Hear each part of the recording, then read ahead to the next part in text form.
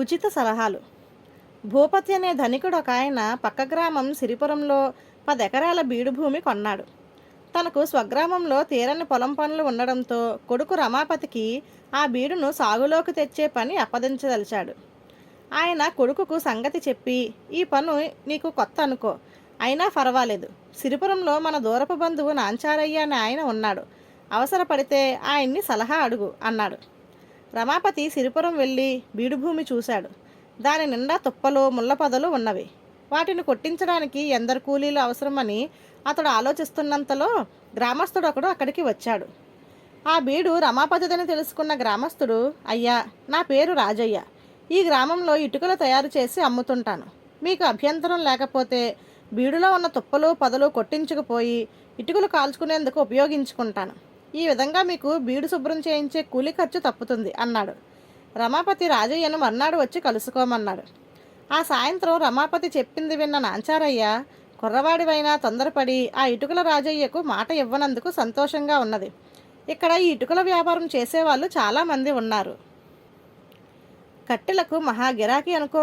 నువ్వు ముందు కూలీలను పెట్టి తుప్పలు పొదలు నరికించు, అవి ఎండాక చాలా లాభసాటిగా అమ్ముకోవచ్చు అని సలహా ఇచ్చాడు.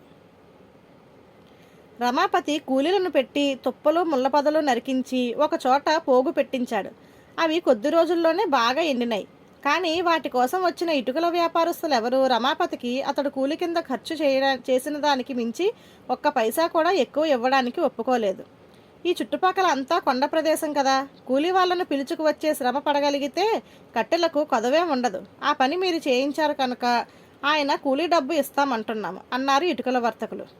ఇప్పుడు ఏం చేయడమా అని రమాపతి ఆలోచిస్తున్నంతలో వారం 10 రోజులు గడిచి తొలకరి వానలు ప్రారంభమయ్యాయి. నరికి బీడులో ఒక పక్కగా కుప్ప వేయించిన కంప అంతా పూర్తిగా తడిసిపోయింది. రమాపతి వాటిని దూరంగా పారవేయించేందుకు బాడుగ బండ్ల వాళ్ళని అడిగితే 100 రూపాయలు ఇవ్వమన్నారు. ఈ సంగతి తెలిసి నాంచారయ్య బల్లవాళ్ళను గట్టిగా కోప్పడి రమాపతితో, నా సలహా ప్రకారం చెయ్యి, ఈ బల్లవాళ్ళందరూ ఆశబోతు వెధవలు, నాకు తెలిసిన వేరే బండివాడు ఒకడున్నాడు, వాడు కాస్త తాగుబోతు అంతే, ఒక్క 10 రూపాయలు వాడి చేతిలో పెడితే ఈ చెత్త చెదారం అంతా దూరంగా పారేస్తాడు అన్నాడు. రమాపతి ఆ బండివాడికి 10 రూపాయలు ఇచ్చి వారం రోజుల్లో వస్తానని నాంచారయ్యకు చెప్పి స్వగ్రామం వెళ్ళాడు. వారం తర్వాత రమాపతి తిరిగి రాగానే గ్రామ మునసబు నుంచి అతడికి కబురు వచ్చింది. రమాపతి వెళ్ళాడు. మునసబు అతడికి మర్యాద చేసి కూర్చోబెట్టి, నాయనా రమాపతి, నువ్వు చేయించిన పనేం బాగాలేదు. నీ బీడులోని తుప్పలు పొదలు నరికించి పక్కవాగులో పారవేయించావు. మొన్నటి వర్షాలకు అవి కొట్టుకు వచ్చి చెరువు తూముల ముందు మేట వేశాయి. అవి తీయించి వేయడానికి 100 రూపాయలు ఖర్చయింది. ఆ మొత్తం నువ్వు వెంటనే చెల్లించాలి. నీ తండ్రి నాకు బాగా తెలిసినవాడు గనక అపరాధం కింద మరికొంత డబ్బు వసూలు చేయకుండా వదిలిపెడుతున్నాను అన్నాడు. జరిగిందేమిటో రమాపతికి అర్థమైంది.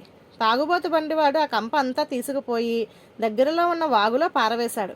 ఇదంతా నాంచారయ్య ఉచిత సలహా ఇవ్వడం వల్ల జరిగింది. రమాపతి మునసబుకు క్షమాపణ చెప్పుకొని 100 రూపాయలు చెల్లించాడు.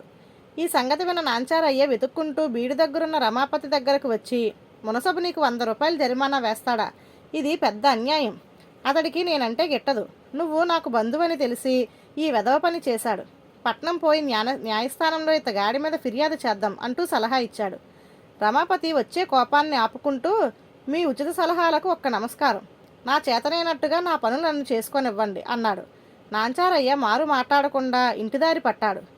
తాను దమ్మిడి ప్రతిఫలం తీసుకోకుండా ఉచితంగా సలహాలు ఇవ్వడం వల్లనే రమాపతి దృష్టిలో వాటికి విలువ లేకుండా పోయిందన్న అనుమానం అతడికి కలిగింది.